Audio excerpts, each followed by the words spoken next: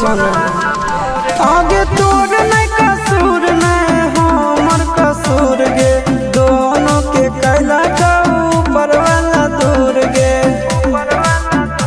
आगे शीशा के छोड़ा के तो मिलोगे चिंटू या न जान से आगे सोना चिंटू या न जान से जोड़ी है बनावल भगवान के दोस्त नहीं इंसान के आगे सोना दोस्त